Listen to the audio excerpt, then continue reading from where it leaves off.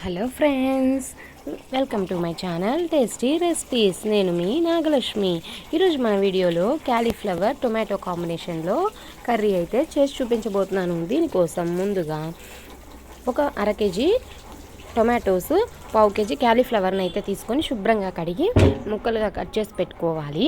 తర్వాత stove on చేసుకొని బాండీ పెట్టుకొని గిన్నె పెట్టుకొని దాంట్లో ఆయిల్ అయితే వేసుకోవాలి. 3 table spoons or 4 table spoons oil అయితే వేసుకోవాలి. తర్వాత ఆయిల్ కొంచెం హీట్ అవ్వగానే తాలింపు గింజలు, కరివేపాకు, ఉల్లిపాయల ముక్కలు ఇవన్నీ కూడా వేసుకోవాలి. అవి కొంచెం వేగగానే మనం ముందుగా కట్ చేసి పెట్టుకున్న టొమాటోస్ని అయితే వేసుకోవాలి.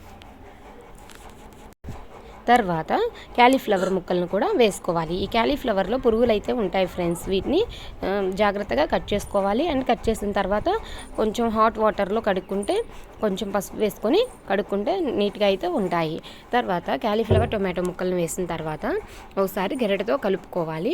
కలుపుకుండా అయినా కూడా కారం అయితే వేసుకోవచ్చు.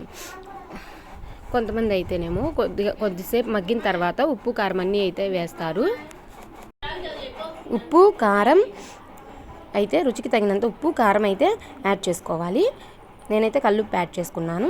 తర్వాత కొద్దిగా పసుపును అయితే యాడ్ చేసుకొని మొత్తం గరిటెతో ఓసారి బాగా కలుపుకోవాలి. తర్వాత మీడియం ఫ్లేమ్లో పెట్టుకొని ముక్కలన్నీ కూడా ఉడికే వరకు ఒక 10 మినిట్స్ పాటు ఉడికించుకోవాలి. మధ్యలో వాటర్ సరిపోయిందో లేదో చూసుకొని కొద్దిగా వాటర్ అయితే యాడ్ చేసుకోవాలి.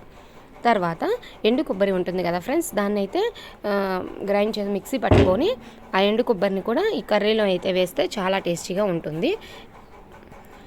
దీంట్లో ఏ మసాలాలు అయితే యాడ్ చేయలేదు ఫ్రెండ్స్. మసాలాలు కొంతమందికి నచ్చవు కదా, అందుకని మసాలాలు లేని కర్రీ ఇది. Okay friends, thank you for watching. మా వీడియోస్ కనుక మీకు నచ్చినట్లయితే please do like and subscribe. Thank you for watching.